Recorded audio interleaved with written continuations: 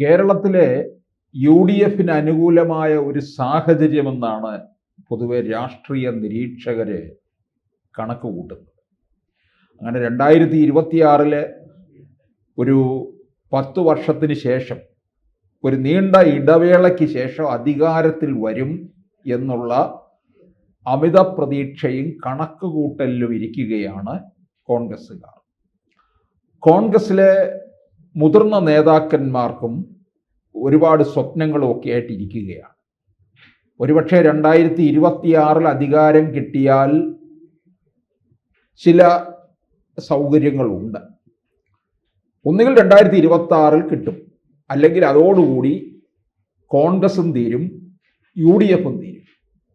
ഇത്തവണ കിട്ടിയില്ല എന്നുണ്ടെങ്കിൽ പിന്നെ അങ്ങോട്ട് നോക്കണ്ട എന്നർത്ഥം. 2031 ആകുമ്പോഴേക്കും BJPയുടെ ഒരു വലിയ സ്വാധീനം കേരളത്തിൽ ഉണ്ടായിക്കഴിയും. 2026 തന്നെ കേരളം BJP ഭരിക്കും എന്നാണ് കേന്ദ്ര ആഭ്യന്തരമന്ത്രി അമിത്ഷാ പറഞ്ഞിട്ട് പോയിരിക്കുന്നത്. ഒരുപക്ഷെ മുതിർന്ന പല കോൺഗ്രസ് നേതാക്കളും BJPയിലേക്ക് പിന്നീട് ചുവടുമാറ്റവും ഉണ്ടാകും. പക്ഷേ അങ്ങനെ മുതിർന്ന നേതാക്കളായി മാറിക്കഴിയുമ്പോഴേ ഒരു പ്രായപരിധി കഴിഞ്ഞാൽ പിന്നെയും അവിടെ സ്ഥാനമാനങ്ങൾ കിട്ടാതെ വരും. അപ്പോൾ ഇപ്പോൾ നേടിയെടുക്കാവുന്ന സ്ഥാനമാനങ്ങൾക്ക് വേണ്ടിയുള്ള നെട്ടോട്ടമാണ് ചില കോൺഗ്രസ് മുതിർന്ന നേതാക്കന്മാർ. അതിലെടുത്ത് പറയേണ്ടത് കേരളത്തിൽ നിന്ന് ജയിച്ചു പോയിട്ടുള്ള കോൺഗ്രസ് MPമാരെ കുറിച്ചാണ്. 2014 ആയാലും 19 2024 ഒക്കെ കേരളത്തിൽ നിന്ന് കോൺഗ്രസ് MPമാരായിരുന്നു കൂടുതലും. ഒരു കോൺഗ്രസ് തരംഗമുണ്ടായി. 2019 പക്ഷേ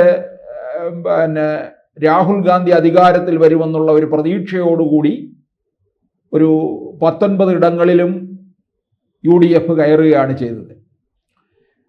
അപ്പോൾ ഇനിയിപ്പോൾ കോൺഗ്രസ്സുകാരെല്ലാം മനസ്സിലാക്കുന്നുണ്ട്, കേന്ദ്രത്തിൽ നിന്നിട്ടൊരു കാര്യവുമില്ല. ദേശീയ പ്രാധാന്യം നഷ്ടപ്പെട്ട് കഴിഞ്ഞിരിക്കുകയാണ് കോൺഗ്രസ്. ഇനി കോൺഗ്രസ് അത്ര പെട്ടെന്നൊന്നും അധികാരത്തിൽ വരത്തില്ല. ഇനി ഏതെങ്കിലും ഒരു കാലത്ത് ഒരു പുനർജന്മം ഉണ്ടായെങ്കിലേ ഉള്ളൂ, അല്ലാതെ കോൺഗ്രസ് ഇനി അധികാരത്തിൽ വരില്ല. രാഹുൽ ഗാന്ധിക്ക് അറിയാം, അതല്ലേ രാഹുൽ ഗാന്ധി ഭ്രാന്തളായി നടക്കുന്നത്. കേരളത്തിലെ കോൺഗ്രസിലെ മുതിർന്ന ഈ MPമാരും അതുകൊണ്ട് ഈ MP സ്ഥാനത്തിൽ നിന്ന് പതുക്കെ കേരള രാഷ്ട്രീയത്തിലേക്ക് ശ്രദ്ധ കേന്ദ്രീകരിക്കാൻ തീർച്ചപ്പെടുത്തിയിരിക്കുകയാണ്. അതിൻ്റെ ഭാഗമായിട്ട് 26 നടക്കുന്ന നിയമസഭാ തെരഞ്ഞെടുപ്പിൽ പല MPമാരും മത്സരിക്കാൻ തയ്യാറെടുക്കുന്നുണ്ട്. ഇതിനൊന്നും ഹൈക്കമാൻഡ് അംഗീകാരം കൊടുത്തിട്ടില്ല. ഇതൊക്കെ സ്വയം തീർച്ചപ്പെടുത്തിയിരിക്കുകയാണ്, അവരവരുടെ ലോബി തീർച്ചപ്പെടുത്തിയിരിക്കുകയും ചെയ്യുന്നു. അങ്ങനെ തയ്യാറെടുത്ത് നിൽക്കുന്ന കോൺഗ്രസ് MPമാരെന്ന് പറയുന്നത് പ്രധാനികളായിട്ടുള്ളവർ കൊടിക്കുന്നിൽ സുരേഷ്, കെ സുധാകരന്, ആന്റോ ആന്റണി, MK രാഘവൻ, ബെന്നി ബെഹനാൻ, അടൂർ പ്രകാശ്, രാജ്മോഹൻ ഉണ്ണിത്താൻ, ഈ 7 പേരാണ് പ്രധാനമായിട്ട് നിൽക്കുന്നത്. ഇതിൽ കൊടിക്കുന്നിൽ സുരേഷ് മാവേലിക്കര MP ആണിപ്പോൾ. അദ്ദേഹം 8 തവണയായിട്ട് MP ആയിട്ട് നിൽക്കുകയാണ്. അതിനിടയ്ക്കൂടെ കേരളത്തിലെ KPCC അധ്യക്ഷ സ്ഥാനത്ത് വരാൻ ശ്രമിക്കുകയും ചെയ്തു. അധികാരത്തിൻ്റെ സ്ഥാനമാനങ്ങളിൽ എവിടെയെങ്കിലും ഇരുന്നില്ലെങ്കിൽ പിന്നെ കൊടിക്കുന്നിൽ സുരേഷ് ഉടനെ ജാതിക്കാർഡ് ഉയർത്തി കാണിച്ചു കളയും. ഞങ്ങളെ പാർശ്വവൽക്കരിക്കപ്പെട്ടവർ എന്നൊക്കെ പറഞ്ഞ് സ്വയം അങ്ങോട്ട് താഴ്ന്നു വന്നിട്ട് അവഗണനയാണ് ഞങ്ങൾക്ക് കിട്ടുന്നത് എന്നൊക്കെ പറഞ്ഞു വരും. ഒരുപക്ഷെ നിയമസഭയിലേക്ക് മത്സരിക്കുന്നതിനും അദ്ദേഹം ഇത്തരത്തിലുള്ള ചില കാർഡുകൾ എടുത്ത് പ്രയോഗിച്ചാലും അതിശയിക്കേണ്ട കാര്യമില്ല. എന്നിട്ട് കേരളത്തിൽ വന്നൊരു മന്ത്രിയാകുക എന്നുള്ളതാണ്. ഇവര് MP സ്ഥാനം ഉപേക്ഷിച്ചിട്ടൊന്നും അല്ല വരുന്നത്. നിയമസഭയിൽ പരാജയപ്പെട്ടാൽ MP സ്ഥാനം തുടരുന്നു. അതുപോലെ തന്നെ വിജയിച്ചു വന്നു കഴിഞ്ഞാൽ MP സ്ഥാനം രാജിവെക്കേണ്ടി വരുന്നു. അവിടെ ഉപതെരഞ്ഞെടുപ്പ് വരുന്നു. കൊടിക്കുന്നിൽ സുരേഷിനെ സംബന്ധിച്ചിടത്തോളം വിജയിച്ചു വന്നു കഴിഞ്ഞാൽ ഒരു മന്ത്രിസ്ഥാനം കിട്ടുകയും ചെയ്യും.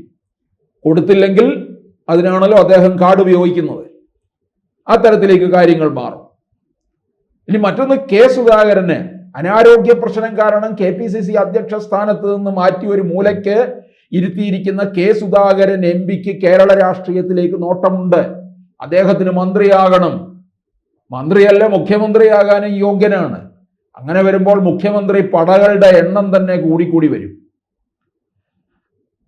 പിന്നീട് വരുന്നത് ആന്റോ ആന്റണിയാണ്, പത്തനംതിട്ട MP. ഈ കഴിഞ്ഞ തെരഞ്ഞെടുപ്പിൽ പരാജയ ഉറപ്പെന്നൊക്കെയാണ് പലരും വിളിച്ചു പറഞ്ഞത്. കാരണം എതിർഭാഗത്ത് അനിൽ ആന്റണിയും തോമസ് ഐസക്കും മത്സരിച്ചു. പതിവ് പോലെ ആന്റോ ആന്റണി ജയിച്ചു കയറുകയും ചെയ്തു. ആന്റോ ആന്റണി പലവട്ടം പോയിട്ടും പത്തനംതിട്ടയ്ക്ക് വലിയ നേട്ടമൊന്നും ഉണ്ടാക്കാൻ കഴിഞ്ഞിട്ടില്ല. സ്വന്തം നേട്ടമെന്ന് പറയാൻ കോൺഗ്രസിന് ദേശീയ തലത്തിൽ വലിയ പ്രാധാന്യമില്ലാത്തത് കൊണ്ട് അത്തരത്തിലുമില്ല. അതുകൊണ്ട് കേരള രാഷ്ട്രീയത്തിലേക്ക് വരാനായിട്ട് തീർച്ചപ്പെടുന്നു. പിന്നീട് വരുന്നത് കോഴിക്കോട് MP ആയിട്ടുള്ള MK രാഘവൻ. കോഴിക്കോട്ടുകാർക്ക് പ്രിയപ്പെട്ടവൻ. രാഘവേട്ട എന്നേ കോഴിക്കോട്ടുകാർ വിളിക്കുകയുള്ളൂ. ആദ്യ മത്സരത്തിൽ അദ്ദേഹത്തിന് ഭൂരിപക്ഷം കുറവായിരുന്നുവെങ്കിൽ പിന്നീട് 2 തവണയും വളരെ ഭൂരിപക്ഷത്തിലേക്ക് ഉയരുകയും കോഴിക്കോടിന് പ്രിയങ്കരനായി മാറുകയും ചെയ്ത MPയെ സംബന്ധിച്ചിടത്തോളം അദ്ദേഹം സംസ്ഥാന രാഷ്ട്രീയത്തിൽ വരുന്നത് എന്തുകൊണ്ടും നല്ലതാണ്. മന്ത്രി പദവിയിലേക്ക് എത്തിക്കഴിഞ്ഞാൽ ആ വകുപ്പും അദ്ദേഹം നന്നായി കൈകാര്യം ചെയ്യുമെന്ന് നമുക്ക് ഉറപ്പാണ്. മറ്റൊരാൾ ബെന്നി ബെഹനാനാണ് ചാലക്കുടിയിൽ നിന്ന് പോയിരിക്കുന്നത്. അദ്ദേഹം ഈ സ്ഥാനമാനങ്ങൾക്ക് വേണ്ടി കോൺഗ്രസിലെ അപാരമായ പാര വയ്ക്കുന്നതിൽ ബിരുദനാണ്. ഉമ്മൻചാണ്ടിക്കെതിരെയൊക്കെ നമുക്കറിയാവുന്ന കാര്യമാണ്. പിന്നീട് വരുന്ന ഒരാളാണ് വളരെ പ്രധാനപ്പെട്ടതും. ആ ആളിന് ഹൈക്കമാൻഡ് പച്ചക്കൊടി കാണിച്ചു എന്ന് വരാം. ആറ്റിങ്ങൽ MP ആയ അടൂർ പ്രകാശാണ്. കോന്നിയിൽ നിന്ന് അദ്ദേഹം MLA ആയിരിക്കുന്ന സമയത്താണ് അദ്ദേഹത്തെ ആറ്റിങ്ങൽ കൊണ്ടുവരുന്നത് 2019. അതുകൊണ്ട് എന്ത് പറ്റി കോൺഗ്രസിന്? കോന്നി MLAs അവർക്ക് കൈവിട്ടു. അവിടെ ഉപതെരഞ്ഞെടുപ്പിൽ ജനീഷ് കുമാർ വിജയിച്ചു. CPMന്റെ 2021 ആ വിജയം ആവർത്തിച്ചു. ഇത് കോൺഗ്രസിന് പല അബദ്ധങ്ങളും ഇങ്ങനെ സംഭവിച്ചിട്ടുണ്ട്. മുരളീധരനെ 2019 വടകരയിലേക്ക് കൊണ്ടുപോയത് എന്തുപറ്റി? വട്ടിയൂർക്കാവ് മണ്ഡല ഉപതെരഞ്ഞെടുപ്പിലേക്ക് പോയി. അങ്ങനെ തിരുവനന്തപുരത്തിന്റെ മേയർ ബ്രോ എന്ന വിശേഷണത്തിൽ അറിയപ്പെടുന്ന VK പ്രശാന്ത് വട്ടിയൂർക്കാവിൽ നിന്ന് വിജയിച്ചു.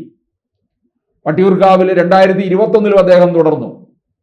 അങ്ങനെ ജനപ്രിയനായിട്ട് നിൽക്കുന്ന VK പ്രശാന്ത് 2026 അവിടെ മത്സരിക്കുമ്പോൾ അതിശക്തമായ മത്സരമാണ്. BJP 3-ാം സ്ഥാനം പോയ CPM 3-ാം സ്ഥാനത്ത് പോയ മണ്ഡലമായിരുന്നു. VK പ്രശാന്ത് അത് ഉയർത്തിക്കൊണ്ടുവന്നു. അപ്പൊ കോൺഗ്രസ്സുകാര് ഈ ചില നേതാക്കന്മാരെ മൂലക്കിരുത്താൻ വേണ്ടി പാർലമെന്റിലേക്ക് അയക്കും. അപ്പോൾ കയ്യിൽ ഇരിക്കുന്ന നിയമസഭാ സീറ്റ് കൈമോശം വരികയും ചെയ്യും. ഇത് കോൺഗ്രസിന് പറ്റിയിരിക്കുന്ന ഏറ്റവും വലിയ ഗതികേടാണ്. ഇതുപോലെയാണ് ഇപ്പോൾ ഇവരൊരു വലിയ റിസ്കിന് തയ്യാറെടുക്കുകയാണെങ്കിൽ നഷ്ടം എപ്പോഴും ഇവർക്കേ സംഭവിക്കാൻ പോകുന്നുള്ളൂ. പക്ഷേ അടൂർ പ്രകാശിന്റെ കാര്യത്തിൽ അതല്ല. അടൂർ പ്രകാശിന് നമുക്കറിയാം, കേരളത്തിലെ രാഷ്ട്രീയം ജാതി സമവാക്യമാണ്. ഈ വെള്ളാപ്പള്ളി നടേശൻ ഏറെക്കാലമായിട്ട് കോൺഗ്രസിനെതിരെ UDFനെതിരെ രംഗത്ത് വരികയാണ്. ഈഴവ പ്രാതിനിധ്യം കുറവാണെന്നുള്ളത്.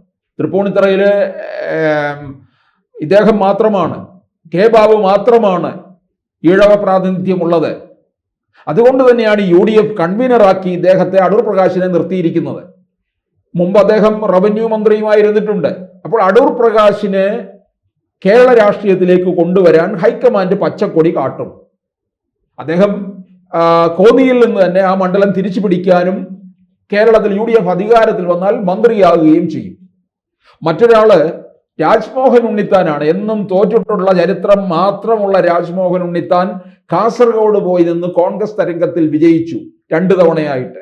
ഇനി അദ്ദേഹത്തിന് നിയമസഭയിലേക്ക് വരണമെന്നാണ് മോഹം. എന്നിട്ട് മന്ത്രി ആകുക. അങ്ങനെ മന്ത്രി കുപ്പായം തയ്ച്ചു വെച്ച് അദ്ദേഹം ഇനി ഉദുമയിൽ മത്സരിക്കുമെന്നാണ് അറിയുന്നത്. ഇതിനും ഹൈക്കമാൻഡിന്റെ പച്ചക്കൊടി കാണിക്കൽ ഉണ്ടായെങ്കിൽ മാത്രമേ ഇവർക്ക് മത്സരിക്കാൻ സാധിക്കുകയുള്ളൂ. അപ്പോൾ എന്തായാലും കുറെ പേര് സ്ഥാനമോഹികള് കേരള രാഷ്ട്രീയത്തിലേക്ക് MP സ്ഥാനം കളഞ്ഞു കുളിച്ചിട്ട് വരാൻ തയ്യാറെടുത്ത് നിൽക്കുകയാണ്.